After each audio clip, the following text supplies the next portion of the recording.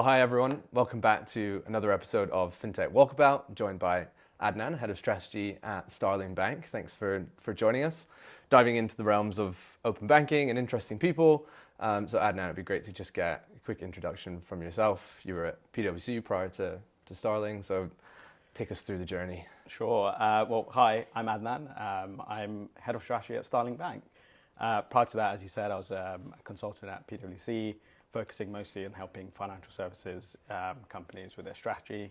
And actually, prior to that, I was a teacher, taught maths up in the Northeast for a charity called Teach First. And now I find myself at Starling. It's a bit of a jumped around a little bit. Yeah. What happened? No, it's a really fair question. I always get that. Out of uni, I had these like a really idyllic view of the world, or like I want to do some charity work, and Teach First is this great charity. It places graduates in really areas of low socioeconomic indicators, so high levels of free school meals, generations of unemployment. So, furthest north I've ever been before was Nottingham, and then I was placed up in Middlesbrough, so really really out there. And for me, it was just giving back, and then giving me some time to mature and led quite a sheltered life, I'd say, which is fair to say. Good school, parents who looked after me very well. And I wanted to see the world, and I wanted to see help. That for me, that first 2 years of my life post uni. So you were really want to see that. maths at uni. Maths at and uni. Then teaching maths. Teaching maths. Yeah. And then into financial services consulting work. That seems like the bit of a jump for me. Yeah, that is right. So I mean, I always wanted to be in finance. Like I was about to say every child wants to be in finance. I don't think that's true. No, could draw a line under that one. Yeah, definitely draw a line under that one. But anyway, I did. Prior to that, obviously, I wanted to be an astronaut, but that's another story. I did that thing with Teach First, and Teach First have great connections with the industry. Okay. And the main idea behind it is actually changing the mindset of people in positions of power in business. A lot of people pay a lot of attention to the type of university you've gone to, your grades, your background, what you look like, what you sound like. The idea was I went somewhere which I saw some really bright students who, unfortunately, due to the circumstances, probably won't get the same chances in life, right? Yeah. So, that's something I've taken through my professional journey. So once I got into PwC, for me, it's like, I don't care if you've gone to Oxbridge. I don't care what uni you've gone to or what grades you've got. I want to see the hustle. I want to see your logical thinker. I want to see that you actually have that raw intelligence. Because some of the best business people have no degrees, right? Yeah. They haven't gone to the best universities, but they are true hustlers. So it's changing that mindset in business. Yeah, it's an interesting one because the same topic actually came up with another consultant. So David Breer was in the other day. Yeah. And that was the first thing he went to as well. It was just like, how do we get people in the right mindset for change, for growth, for advancing not only their own careers, but the industry, the world. Yeah. So how does that translated then into head of strategy at Starling Bank? Yeah, I think it's very much challenging the status quo, right? Yeah. So there's a lot of things I've picked up, both thinking about how you change people's mindset about how they approach hiring and how they approach business more generally. PwC helped a lot with that because we were doing a lot of blue sky thinking with corporate clients, helping them think about how do I make more revenue in this area, right? Or never heard that from consultancy before. Yeah, exactly. Lots of blue sky thinking, data driven, lots of expert insight, right? Of course. But yeah, at Starling, it's been thinking about how can we actually change bank business models to be, well, firstly, more modern, more digital, more tech-enabled, and on a completely different cost base, and a lean cost base compared to what they have historically. So you look at big banks, and they have legacy technology costs, they have branch costs, and there's so much that they can't pull themselves out of. And then that sort of thinking where they are so stuck in their ways means that they don't innovate quick enough. And Anne, when she started Starling, thought, actually, this is broken. I've tried fixing it from the inside. Now I'm going to go away and do it myself. And that's what we've done, right? We've completely reimagined the business model. It costs us, a fraction of what it costs a big bank to develop products and get it out there. So that's probably a nice segue into the first question about Starling in the realms of open banking. So that's why we're here. you've pursued probably a more diverse strategy than maybe some of your competitors, and definitely, I think it's easy to say, some of the large financial institutions, the marketplace space, the banking as a service, lending, business banking, and more. What were the core considerations behind that diversification? Really good question. So I think for Starling and the fintech industry more generally, you have to almost go back and think what happened at the very beginning. And what did happen was everyone was unbundling services and focusing on, okay, this is what a bank does. It's really slow. It's not great at delivering those services. But I can do that one thing, and I can do it really, really well, focus relentlessly on the customer experience, and that's my business model, right? What's happening now is, so now they're talking about the great, you talk about the great unbundling, now everyone's talking about the great rebundling, right? Which you hear a lot on the circuit. And the reason why that's happening is because what people have done is they've, again, done one thing really, really well, scaled it up massively, so grown, but then they're realizing actually we can't make money this way. Or rather, I need to show my investors to justify my high valuation. So they can pump more cash in. Yeah, exactly. How do I increase that ARPU, right? So average revenue per user. What Starling did that was different is, and I'm going to allude back to what I just said earlier about how we saw the bank business model was broken. But being a bank from day one was super, super important to us because we knew that you could do everything that a bank does, and we're still doing it on a really low cost base, right? And it's incredibly scalable. So we've done that. We've created this business model, which means we can now lend, right? We make greater margins on the lending versus traditional bank. Sure. We saw that you could serve retail customers, the biggest underserved segment, SME customers, right? We can serve all of those guys, and make a sustainable business model which generates revenue and is going to be around here for the long term. So people talk a lot about the super app. Yeah. Are you after the super infrastructure instead? Is that fair to say? Or is it kind of how do we build out the infrastructure so that we can do things with it, but we're still over here working on our customer base? Yeah, that's a really good question again. You're full of them today. I think, the super app strategy is an interesting one. And again, it comes back to that layering on that revenue on your customer base, right? I think what Starling's doing is we're still formulating that strategy, whether you go down the super app or whether you're doing super infrastructure. One thing that's probably appropriate to talk about now is that you've got, my personal view, is that I don't think super apps will work as well in the West as they do in China and other markets outside of the West. And the reason it works better in those markets is because you don't have the infrastructure and the support in place for customers in China than like you do for the UK market, right? Okay. So we have, the payment rails, we have the banks to facilitate a lot of the financial transactions that wasn't there in other markets, and that's why the super app works really well there. I think in the West, there's a fine balancing act between the super app and customer convenience and UX, right? Yeah. A lot of super apps can be quite clunky. It's quite difficult to find where you're going, and it can be overwhelming. And then on the other point about super infrastructure, so actually happy you asked about that because what we've done in the UK, right, and again, we've talked about reimagining bank business models, we've actually proven our use case. So we've proven our business model, we've proven it works, we've been profitable since October 20, and we serve nearly 3 million customers in the UK and SME market, right? So for us, we can now think about licensing that technology. It's unique compared to the other providers out there because we use it ourselves, and now other banks can use it.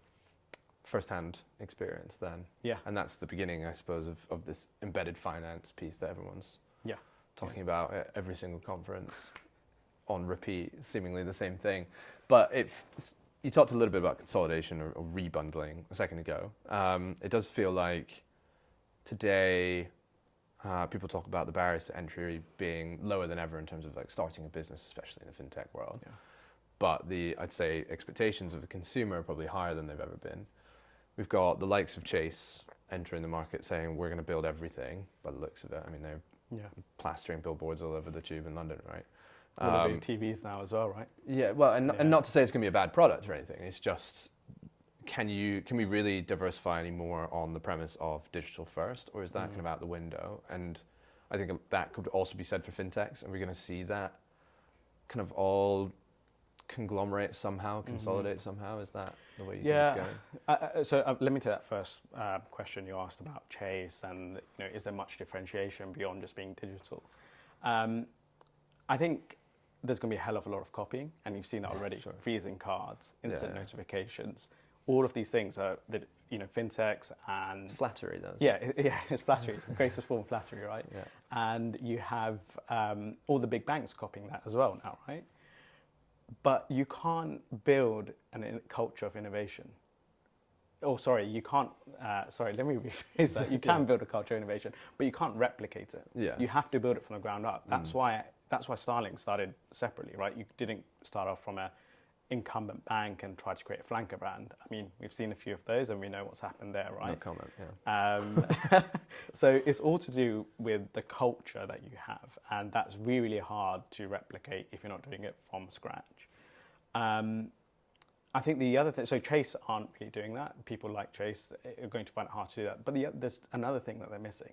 They're missing the urgency that founders have, and you'll know this, right? That urgency to deliver, that urgency to focus relentlessly on the customer, and the shortage of funds, right? That's the main difference, I think. And when you have a parent company which will fund millions or billions into the project, you have no urgency. There's no desire or need to create something that will work really well straight off the bat. So what are the implications of that? Do you think that pulls the focus away from consumer then, or is it something different? No, so I think you can still focus on the consumer, but I do think there's probably you're not going to have the same level of innovation that like a startup or a growth company which built it from scratch will have. You talk about how companies innovate, and for incumbent banks, it takes them 6 months to release a product. Sure. At Starling, we release versions of the app like several times a day. If something goes wrong, we roll it back. So, it's that level of innovation which is hard to replicate. I think others will try to do that, but then they won't have that core innovation at the center of what they do. Yeah, I mean, we did see Bo try and hire in for that, right? Yeah, exactly right. Yeah. Leave it at that. So what about the fintech side of things? And do you see that consolidation? Is that consolidation piece going to be around the user experience more so than the infrastructure itself, or is it going to be both? Is it going to be the other way around? When you talk about consolidation here, you talk about M&A, or are you talking about more about actually everything becoming? I mean, it could be people just copy? copying each other. It could be M&A. It could be strategic investments. Right? We've seen banks invest in fintechs already. We've seen HSBC and Bud, for example. Yeah. Right? Yeah. So I'm going to take this given my background, more from the M&A perspective, and I think we've already seen that in the industry. Let's go back to the early stages of fintech, right? One of the fintechs, lots of that popped up were P2P lenders, right? Yeah. There were tons of them, and now what they've realized is actually it was a great business model to democratize access to investments through lending your money, right? But then there were a few issues, both from regulatory mis-selling conduct to actually P2P lenders realizing, hold on, you can make a lot more money from this if you actually lend out your own deposits, if you could raise them in the first place, opposed to just getting like servicing and origination fees. So one of two things happened, right? Those businesses unfortunately either didn't survive the course, or they thought about becoming banks, or they get bought up by someone who who can finance it exactly, but just didn't have the capabilities. Yeah. So for me, that's a great example of what's going to happen in the fintech market, right? And we talked about people who have unbundled and done one thing really, really well. Now, if they've generated enough cash flow from that, they may think about actually acquiring capability, right? Yeah. And we've seen that in other industries as well, like the FANGs, right? Yeah. Those guys, I think I read something the other day, between 2017 and 2007, those companies acquired 400 companies, right? Yeah. And that level of deal making is normal, and it will happen. But question is to see who will actually come out on top, whether it be big banks buying smaller banks or smaller fintechs buying bigger banks. Well, we just had one big one in Apple and Credit Kudos, which is a nice segue probably into open banking more specifically. Yeah. So we've seen this big shift from let's say scraping-led data sharing into consumer, like consumer-led, right? Yeah. Or what's the word I'm looking for? Authentication. Yeah. Or consent is the word I was looking for. how has that shaped your approach to that kind of consumer obsession? Like, what is it in terms of your relationship with the user? We've seen kind of open banking has allowed you to tap into more data sets, or let's say richer data in a more secure way. How have you kind of navigated that as a financial institution? Because obviously you're not mandated by the CMA to open up those data. So on both sides of the table, from a consumer experience perspective and from a Starling Bank perspective, what's your approach been? I think this has been, open banking, right, has probably been, in the UK, has been driven by the regulator. Yeah. So big banks and others have created these APIs because they're like, oh, we need to comply with this regulation, which you could argue probably isn't the right way to go about it. I think for small organizations, those outside of the big banks that haven't been mandated to do it, I think there's a duty to do that, right? To empower customers to have power over their own data and have control over that and do what they want with that data. I think with people so for us at Starling, for example, we actually built really world-class APIs. Yeah. But then realized actually you need a homogeneous API which works for everyone, which isn't as powerful as what we had. So, it's then, okay, we have to create these APIs that work for everyone so that anyone can access them without any sort of teething issues. But the main focus and the core focus of this is always what's best for the customer. And you could talk about, implementing open banking, and in certain use cases, at least from what I've seen, is that sometimes that user experience can be incredibly clunky. Yeah. And isn't actually conducive to someone utilizing open banking in the right way for what would be in their best interest. Yeah, but consumer experience aside for the time being, we'll come back to it. What are the implications for you as a financial institution, right? You're sharing personal data on the consumer. How have you flipped the script, or have you flipped the script to say, well, this is actually how we can benefit as a business, as an institution? Yeah. Has that been about consumer loyalty? Is that trust piece? Yeah, so no, makes sense. So I think I'm going to take a step away from Starling and not talk about Starling specifically, but let's talk about considerations for banks in general. So I think the first thing is making sure that it is about engagement. It's about being innovative with that data. But what's then really difficult is charging for that. You can't really charge a customer for their own data, right? So then it's thinking about how do you commercialize it, how do you generate revenue from some of those activities. To be honest, I think for me, if you're a bank, you're going to lean into lending, right? That's how you make it's a light share of your revenue, and it always will be. And I think some of the interesting use cases, particularly with open banking, are around lending to, say, high-skilled workers who are not from the UK, right? So immigrant workers who don't have a credit history here, but you can see the salary come into their account. You can see the fact that they have really strong financials, even if it's a month or 2 months. And okay, you are taking a risk, but those people should have access to finance, because we all know that without access to finance, a lot of things are incredibly difficult, such as buying a house or getting an advance to pay the first month's rent or whatever, right? And I think that's where you can generate real revenue, by spotting exciting lending opportunities for people who are credit worthy but just don't have the credit history. Okay, and that's a piece of your then banking as a service infrastructure, is a lending hub, as it were, to kind of power those insights and the actions that an SME or a consumer could take. Yeah, totally, right? Like, again, not specific to Starling, but banks in general. It's more about thinking about how you use that data to, better underwrite customers, to generate more revenue to customers from using their own data for their benefit. Yeah. So just on with that point, with their consent, obviously. Yeah. I mean, I got quite annoyed the other day at a conference, and I actually went and spoke to the panel member afterwards to vent my frustrations. But around, we've got I think she's a baby boomer, I'm not sure, so be careful with that one. Telling an audience of probably other baby boomers, or at best, let's say early millennials, that under 30s are only ever saving, the only thing they're saving for today is a house, is for lending products.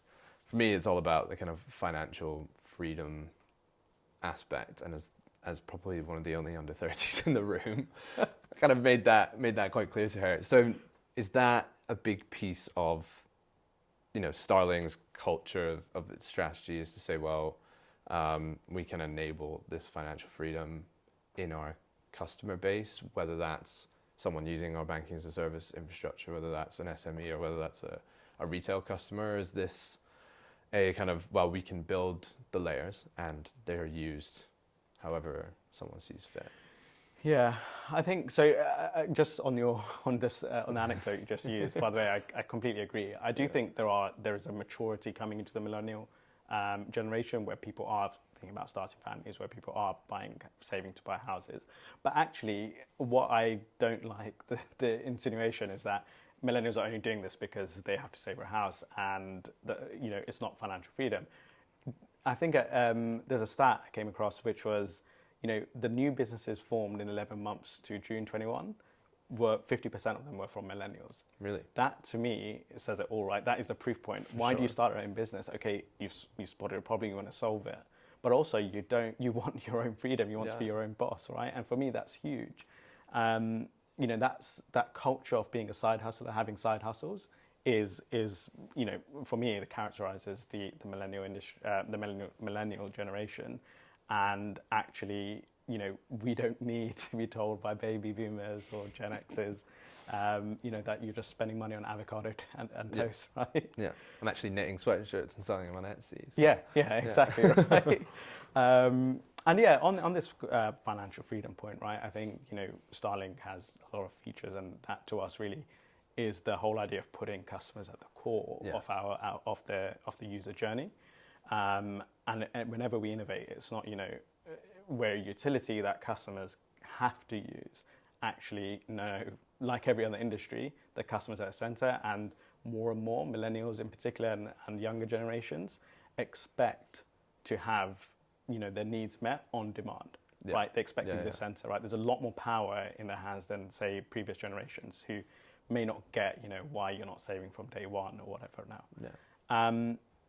So how does Starling help with that, right? So I think we have a load of great features. So, the instant notifications, which we talked about people copying, is a way to help you manage your money. The budgeting tools, paying from spaces, things like, having a connected card to help you budget. So, that's one of my favorite products actually, because we launched it during COVID. Yeah. So if you were self-isolating, you give your card to someone, but it's not your card, it's a separate card to your account, which has its own space.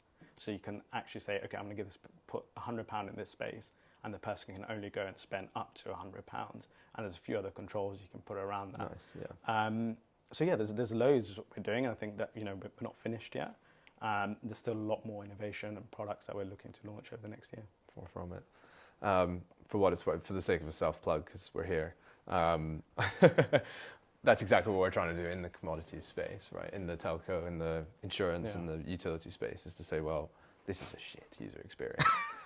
How do we put this in front of a customer and do the legwork at the right time, so that streamlines all the way through? And I suppose it's the same concept, right? So we've spoken to people from TPPs, from regulators, from financial institutions, from fintechs, and so on. Each of them have their own, I guess, little microcosm of the thing that gets them most excited about open finance, open banking, the space we're in. What is it for you? I think, so, with open banking, open finance, I think there's a lot more to come. And I think what's happened so far hasn't been done the right way. And just to expand on that, I mean, I think what's driven open banking, has been the regulator, been like, big banks just doing it so they comply with the regulation and what they need to do at the bare minimum. What I think is exciting in the future is looking at what could happen globally. I think there's something like 58 countries who are following the UK's lead to replicate our open banking infrastructure.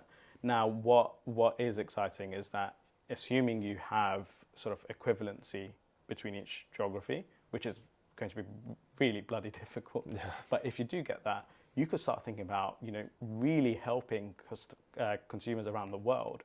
Imagine doing instant payments between bank to bank between the UK and, I don't know, Australia, right? Yeah. Or whatever. any geography without a fraction of the cost from doing an FX payment. It could be game changing, but I think the way it's going to, there's significant challenges with open banking and how it's been executed so far. I know we're getting close on time, but I'm so keen to challenge you on your regulatory perspective, because we had the chairman of UK Finance the other day, mentioned earlier, who kind of just said, we've spent however many billions of pounds on open banking infrastructure. With the benefit of hindsight, would we have spent that money the same way? But if regulator hadn't come in and said, we the CMA are mandating that you must take these steps. This was about disrupting financial institutions. This is about disrupting Visa and MasterCard. Yeah. What would you have done? What would you have done differently with the X billion? I think it was like £2 billion or something. Look, buy an island and buy an island. Yeah, shut up. Wouldn't be hang here. out. Yeah, wouldn't be here. I think it's look. If I knew what needed to be done on day one, I generally wouldn't be here because I'd probably be doing it.